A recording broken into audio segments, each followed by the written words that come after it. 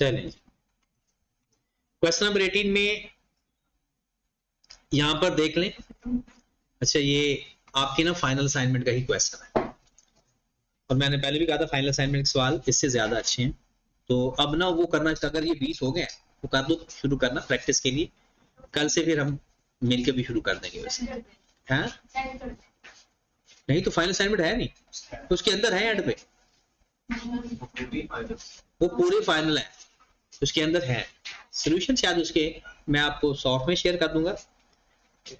चले यहां पर देखिए प्रैक्टिस है, एंड से शुरू कर दो जितने आपसे हो सकते हैं। कम से कम मैंने कहा 5, एंड से शुरू कर दो, कम से कम 5 जरूर करो। बाकी तो आपकी हेल्थ है, जितनी सेहत इजाजत दे। अच्छा यहां पर देखो, इधर चला गया। अच्छा वो इधर देखें, अगर क्वेश्चन के अंदर ये जो गिवन लफ्ज लिखा हुआ है ना प्रॉफिट एंड लॉस, अब मैं इसका मतलब भी आपको बताता हूं और इसकी ट्रीटमेंट भी बताता हूं। इसके पहले नाम देख लें किस किस नाम से आ सकता है। ये लफ्ज रिटेन्ड अर्निंग के नाम से आ सकता है सवाल के अंदर, एक ही नाम है ये रिटेन अर्निंग, प्रॉफिट और लॉस। पहले लिखा जाता था प्रॉफिट एंड लॉस, अब और ही लिखा जाता है, ठीक है। या यहां पर आ जाए accumulated profit,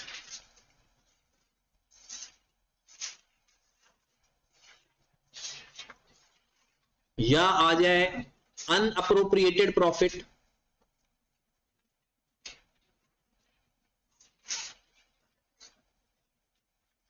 या आ जाए अनडिस्ट्रीब्यूटेड प्रॉफिट।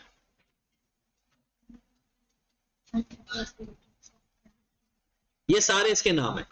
क्या क्या नाम है? Retained earning, profit and loss, accumulated profit, unappropriated profit, undistributed profit. इस नाम से अगर ट्रायल बैलेंस में कोई वैल्यू आ जाए, पहले तो इसके बारे में सुनिए ये होता क्या है। जब एक कंपनी को प्रॉफिट होता है, अब क्या एक तो है ना ऑनर, एक होते हैं शेयर होल्डर, वो भी ऑनर होते हैं, कंपनी के शेयर होल्डर होते हैं, और सोल ट्रेडर का ऑनर होता है। अब अगर वो सारा प्रॉफिट ही दे दिया जाए, सारा प्रॉफिट ही ओनर निकाल ले, तो उन्हें कहते हैं ड्रॉइंग्स, या कंपनी के केस में से बोलते हैं डिविडेंड। सारा प्रॉफिट जितना साल भर का हो अगर वो निकाल लिया जाए तो उसे डिविडेंड या ड्रॉइंग्स बोला जाता है, ठीक है। लेकिन ऐसा प्रैक्टिकली नहीं होता। वो सारा प्रॉफिट जितना कमाते हैं ना, वो सारा प्रॉफिट डिस्ट्रीब्यूट नहीं करते, कुछ दे के बाकी कुछ रिटेन रख लेते हैं। लिखा हुआ ना लफ्ज रिटेन्ड, रिटेन अर्निंग। वो अब प्रॉफिट का सारा हिस्सा अगर डिस्ट्रीब्यूट हो जाए तो यहां पर ये लफ्ज नहीं आएगा, ठीक है। अगर ये लफ्ज आता है तो इसका मतलब है कि उसने जो प्रॉफिट होता है ना, net profit add in capital, उसने कैपिटल के अंदर ऐड नहीं किया हुआ। जो हर साल ऐसा करते हैं ना, कैपिटल में नेट प्रॉफिट प्लस कर देते हैं और ड्राइंग्स या डिविडेंड माइनस कर देते हैं, तो उसने ऐड नहीं किया हुआ। अगर सवाल के अंदर ये चीज आ जाए, कोई भी नाम, आपने देखना है कि वो डेबिट साइड पर है या क्रेडिट साइड पर है। अगर डेबिट साइड पर है तो ये पिछला आपका कोई लॉस पड़ा हुआ है, अगर क्रेडिट साइड पर आ जाता तो वो प्रॉफिट होता।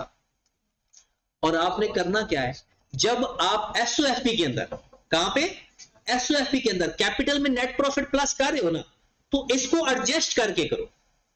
अगर लॉस है तो आपस में माइनस करके तो लिखो, और अगर यहां प्रॉफिट पड़ा होता तो ये प्रॉफिट में प्रॉफिट, जस्ट लाइक जैसे डेप्रिसिएशन को एक्यूमुलेटेड में प्लस नहीं कर देते।